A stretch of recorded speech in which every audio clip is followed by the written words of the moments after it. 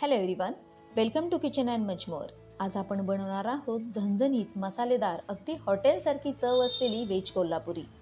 मसालेदार ग्रेव्ही, ताज्या भाज्यांचं परफेक्ट कॉम्बिनेशन, कुठलाही रेडीमेड मसाला न वापरता आज आपण ही व्हेज कोल्हापुरी बनवणार आहोत.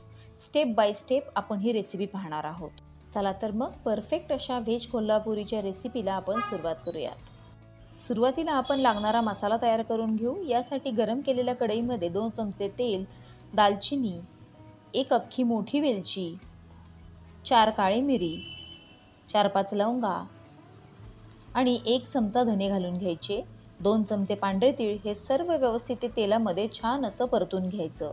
हे सर्व मसाले आपल्याला बारीक गॅसवर परतून घ्यायचे आहेत. आता याच्यामध्ये 2 ते 3 बेडगी मिरची घालून घ्यायची.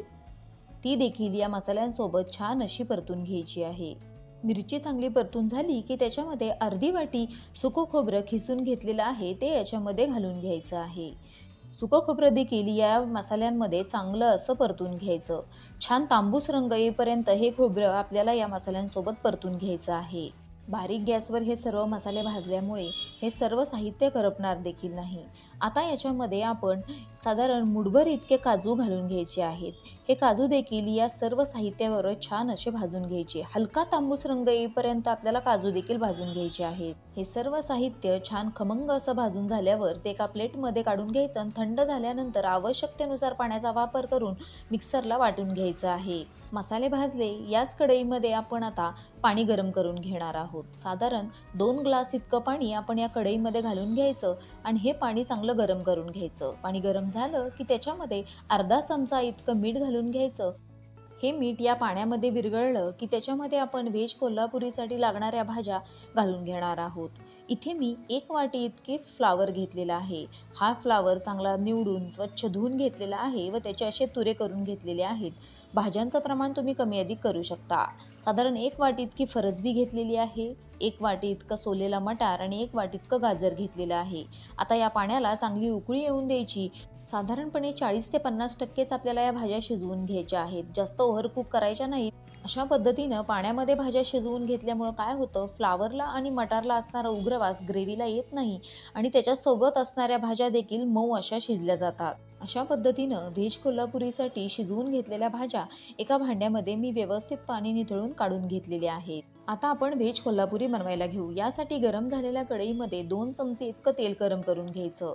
तेल चांगलं गरम झालं की त्याच्यामध्ये मी 1 वाटी इतके पनीरचे क्यूब घेतलेले आहे. हे पनीरचे क्यूब या तेलामध्ये हलका तांबूस रंग येईपर्यंत परतून घ्यायचं आहे. हलक्या तांबूस रंगावर हे पनीर छान असं फ्राय झालं की एका भांड्यामध्ये कोमट पाणी घ्यायचं आणि या कोमट पाण्यामध्ये आपण हे फ्राय केलेलं पनीर काढून घेणार आहोत. अगदी हलका तांबूस रंग येईपर्यंत हे पनीर या तेलामध्ये मी परतून घेतलेलं आहे. आणि हे पनीर या तेलामध्ये फ्राय करताना गॅसची फ्लेम देखील मी कमी ठेवलेली आहे. तुम्ही इथं पाहताय अगदी हलक्या रंगावर हे पनीर मी फ्राय करून घेतलेलं आहे. आणि आता हे फ्राय झालेलं पनीर मी या कोमट पाण्यामध्ये काढून घेणार आहे. कोमट पाण्यामध्ये पनीर काढून घेतल्यामुळे खाताना ते चिवट देखील लागत नाही. पनीर घातलेल्या या कोमट पाण्याचा वापर आपण ग्रेव्हीसाठी करणार आहोत. हे फ्राय केलेलं पनीर असंच या भांड्यामध्ये बाजूला ठेवून द्यायचं आणि ह्याच तेलामध्ये आपण ह्या अर्धवट शिजवलेल्या भाज्या गॅसच्या हाय फ्लेमवर परतून घ्यायच्या आहेत. साधारणपणे 2 मिनिटं या भाज्या आपल्याला गॅसच्या हाय फ्लेमवर परतून घ्यायच्या आहेत. इथे गॅसची फ्लेम मी हाय केलेली आहे आणि या भाज्या चांगल्या अशा परतून घेत आहे. अशा पद्धतीनं हाय फ्लेमवर भाज्या परतल्यामुळं काय होतं, भाज्यांमध्ये उरलेलं मॉइश्चर देखील कमी होतं आणि नंतर या भाज्या पाणी देखील सोडत नाहीत. अशा पद्धतीनं या भाज्या मी फ्राय करून घेतलेल्या आहेत, ते एका भांड्यामध्ये काढून घेतलेल्या आहेत. आता त्याच कढईमध्ये साधारण 1 चमचा इतकं तेल मी गरम करून घेतलेलं आहे. एकदा का तेल गरम झालं की त्याच्यामध्ये अर्धा चमचा इतकं शहाजिरं घालून घ्यायचं. शहाजिरं चांगलं फुललं की त्याच्यामध्ये 2 मध्यम आकाराचे कांदे मी बारीक कापून घेतलेले आहेत ते देखील याच्यामध्ये घालून घ्यायचे आणि छान तांबूस रंग येईपर्यंत परतून घ्यायचं. हा कांदा छान ट्रान्सपरंट झाला पाहिजे इतपत आपल्याला हा कांदा या जिऱ्यांबरोबर परतून घ्यायचा आहे. इथे हा कांदा चांगला ट्रान्सपरंट होईपर्यंत मी परतून घेतलेला आहे. आता याच्यामध्ये साधारणपणे 2 चमचे इतकी आलं, लसूण आणि कोथिंबीरीची पेस्ट घालून घ्यायची. ही आलं, लसूण, कोथिंबीरीची पेस्ट देखील या कांद्यासोबत छान अशी परतून घ्यायची, जेणेकरून आलं लसूणचा उग्रवास निघून जाईल. व आता याच्यामध्ये मी 2 मध्यम आकाराचे टोमॅटो याची प्युरी करून घेतलेली आहे ती देखील याच्यामध्ये घालून घ्यायची.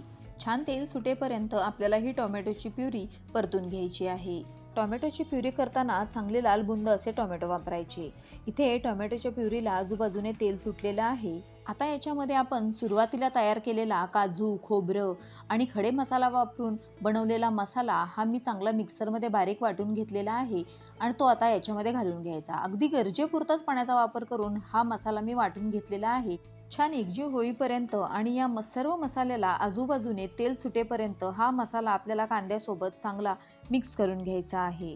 मध्यम गॅसवरच हा सर्व मसाला आपल्याला तेल सुटेपर्यंत परतून घ्यायचा आहे। तुम्ही इथं पाहताय या मसाल्याला आजूबाजूने तेल देखील सुटलेलं आहे।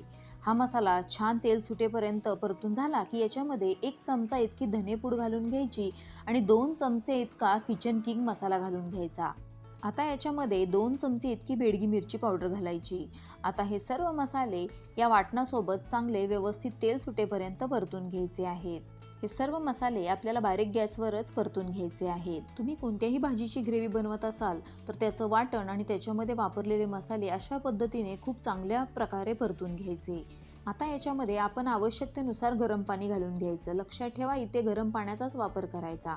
आता हे परत एकदा व्यवस्थित मिक्स करून घ्यायचं आणि ह्या तयार झालेल्या मिश्रणावर आपण झाकण ठेवून देणार आहोत। साधारण 2 मिनिटाची वाफ आपण या वाटणाला देणार आहोत। तुम्ही इथं पाहताय छान तेल सुटलेलं आहे। आता याच्यावर झाकण ठेवून द्यायचं आणि 2 मिनिटांची बारीक गॅसवर वाफ काढून घ्यायची। आता या तयार झालेल्या ग्रेव्हीमध्ये आपण थोडंसं पनीर घालून घ्यायचं आहे। इथे मी पनीरचे काही क्यूब घेतलेले आहेत। हे मी हाताने कुस्करून घालत आहे। तुम्ही इथं हे पनीर खिसून देखील घालू शकता। अशा पद्धतीनं पनीर कुस्करून घातल्यामुळं काय होतं, तयार होणारी ग्रेव्ही ही अतिशय रिच, मऊ आणि क्रीमी अशी तयार होते। म्हणून थोडंसं पनीर तुम्ही नक्की याच्यामध्ये घाला। पनीर घातल्यानंतर ही सर्व ग्रेव्ही व्यवस्थित एकजीव होईपर्यंत मिक्स करून घ्यायची। पनीरमुळे ग्रेव्हीची टेस्ट तर वाढतेच, तयार होणारी डिश ही अधिक पौष्टिक अशी तयार होते। आपल्याला ग्रेव्ही किती दाटसर किंवा किती सैलसर हवी याकरता कोमट पाणी घालायचं। इथे मी पनीर घातलेलंच कोमट पाणी या ग्रेव्हीमध्ये वापरणार आहे। थोडं थोडं करून पनीरचं सगळं पाणी मी या ग्रेव्हीमध्ये घालून ग्रेव्ही ॲडजस्ट करून घेतलेली आहे। मध्यम गॅसवर आता या ग्रेव्हीला चांगली अशी उकळी काढून घ्यायची आहे। तुम्ही इथं पाहताय छान उकळी देखील आलेली आहे। आता याच्यामध्ये आपण परतून घेतलेल्या सर्व भाज्या घालून घ्यायच्या आहेत। भाज्या घातल्यानंतर त्या ग्रेव्हीमध्ये साधारण 5 ते 7 मिनिटं बारीक गॅसवर शिजू द्यायच्या आहेत। आता याच्यामध्ये आवश्यकतेनुसार मीठ घालून घ्यायचं आहे। मीठ घातल्यानंतर हे सर्व परत एकदा व्यवस्थित मिक्स करून घ्यायचं आणि याच्यामध्ये आपण फ्राय केलेलं पनीरचे क्यूब घालून घ्यायचे आहेत।